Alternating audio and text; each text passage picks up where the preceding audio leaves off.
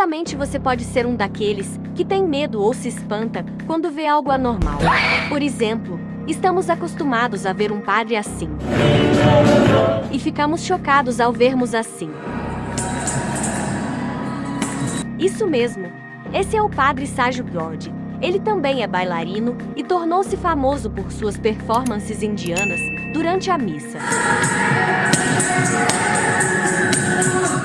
No caso de um pastor, acostumamos vê-lo dançando assim na igreja. Já um pastor assim com essa vestimenta causa certa estranheza e choque ao vermo. Ele é lindo! E o pastor Valdeci Luiz explica um pouco sobre sua veste. Vamos ouvir. Eu sou um pastor evangélico da Assembleia de Deus dos Mistérios. Não sou espírita, embora não tenha nada contra a religião de ninguém. Pense na imagem de um pastor.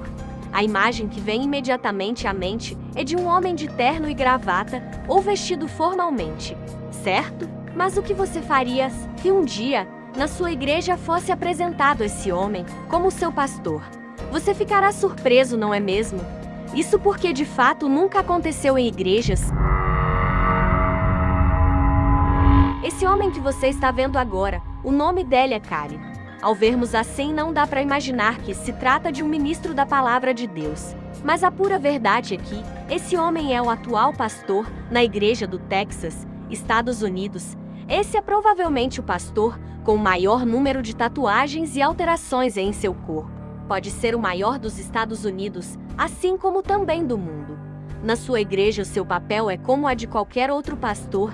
Ele transmite sermões sobre a palavra de Deus, so that we can stand on biblical principles, call them to repent, and share the gospel with them. Realiza batismos como vemos aqui, ele batizando novos convertidos à sua igreja.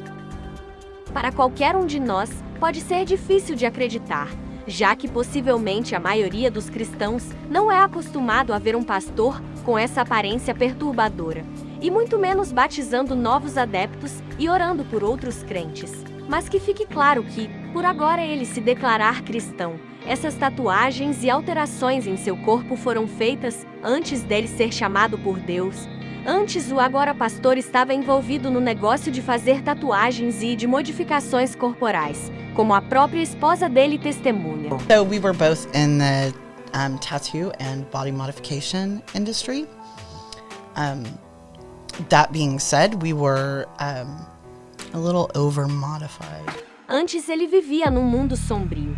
E por serem ateus, seus pensamentos eram que ninguém deveria controlar suas vidas ou ditar regras do que ambos deviam fazer ou não.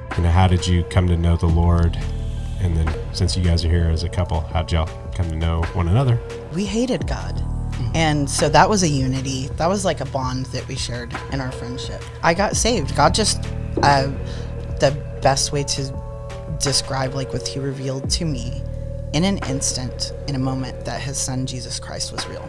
O pastor Cary dedica parte de seu tempo a defender a Bíblia, e suas pregações são para ganhar almas ao reino de Deus.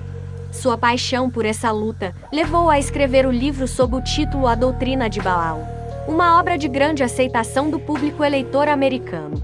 Hoje em dia, Cary é convidado para pregar em igrejas, a fim de encorajar outros crentes a defender a palavra da Bíblia. Muitos veem esse pregador com um olhar associando com a morte ou ao satanismo.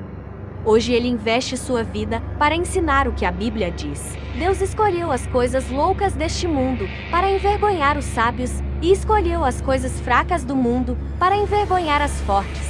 E Deus escolheu as coisas insignificantes do mundo e as desprezadas e aqueles que não são, para reduzir a nada as que são. Embora a aparência do pastor Cary para muitos pode causar alguns espantos, uma impressão errada, ou mesmo causa certo medo, também nos lembra que Deus não olha para a aparência, mas o coração, e quem decide os instrumentos que Ele, o Senhor Deus, usará para a sua glória. Se você fez uma tatuagem, mas se sente convicto que foi errado, peça perdão a Deus.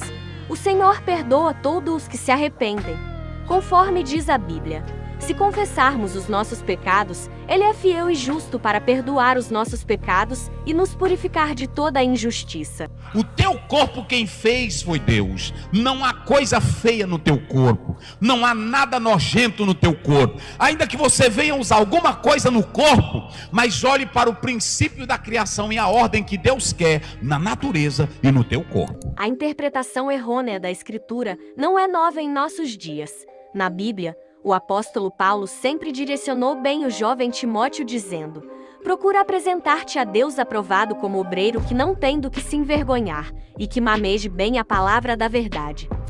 É pecado fazer tatuagem? Vou te responder falando sobre Apocalipse, que diz que na perna direita de Jesus Cristo está escrito Rei dos Reis e Senhor dos Senhores.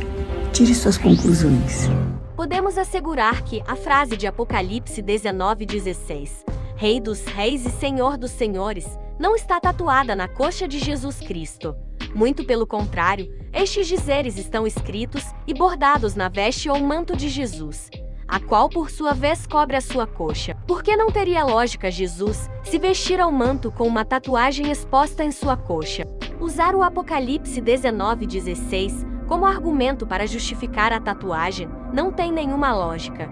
Acredito sinceramente que quem deseja fazer alguma tatuagem não deve correr atrás da Bíblia, tentando fundamentar ali a sua escolha. Agora vejamos o que os líderes religiosos deste século induzem em seus ensinos. Não é pecado fazer tatuagem, porque eu tenho. A Bíblia expressamente afirma que Ele, Deus, criou o ser humano perfeito.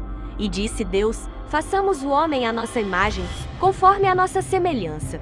Como Deus é perfeito, Ele não pode ter criado nada imperfeito e com rabiscos. Ele fez o homem perfeito e com a pele limpa como nasceu. Nós somos imperfeitos porque pecamos. Foi o pecado que nos corrompeu. Deus nos deu livre arbítrio, mas infelizmente nós usamos indevidamente. Os cristãos deste século vêm a cada dia tomando a forma do mundo. Muitas das vezes o testemunho pessoal é ruim e denigre as coisas de Deus.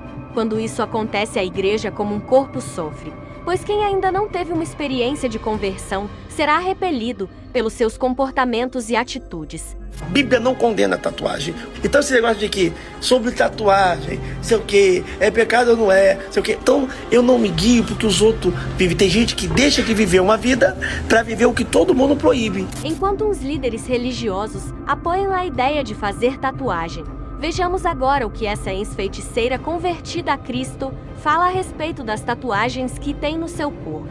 Eu sou ex-bruxa, ex-feiticeira. Eu larguei fama, larguei luxo, larguei tudo por amor a Jesus. Não me arrependo, tá? Tem muita gente que pergunta, eu não me arrependo.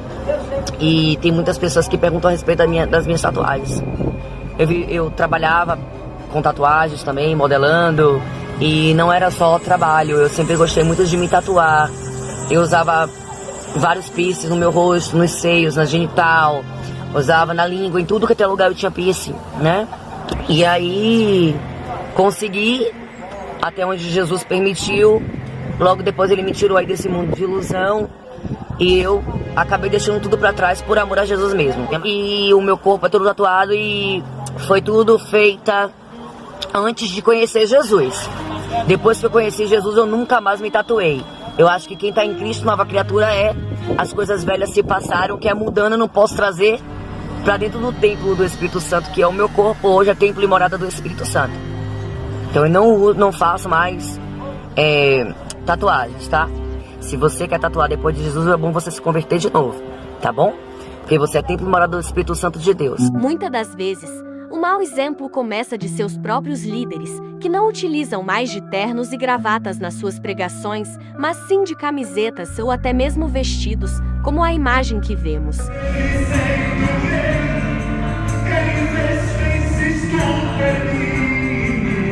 Assim vemos que o Evangelho está indo embora e junto vai a esperança da salvação. Nos dias de hoje, há muitas falsas doutrinas, muitas heresias, muito engano, um falso amor, muito fingimento, idolatria, corrupção. O homem pensa que é o dono das ovelhas só porque abriu uma instituição religiosa, mas são apenas líderes de instituições que ao invés de ajudar as ovelhas a ter um coração limpo e afastado do pecado, faz a sujar cada vez mais. Mas Jesus é o dono da igreja, e ele vai cobrar por cada vida desviada, porque está escrito que a única coisa que não passa é a palavra de Cristo. Deixe o seu comentário abaixo. Fiquem todos com Deus e até o próximo vídeo.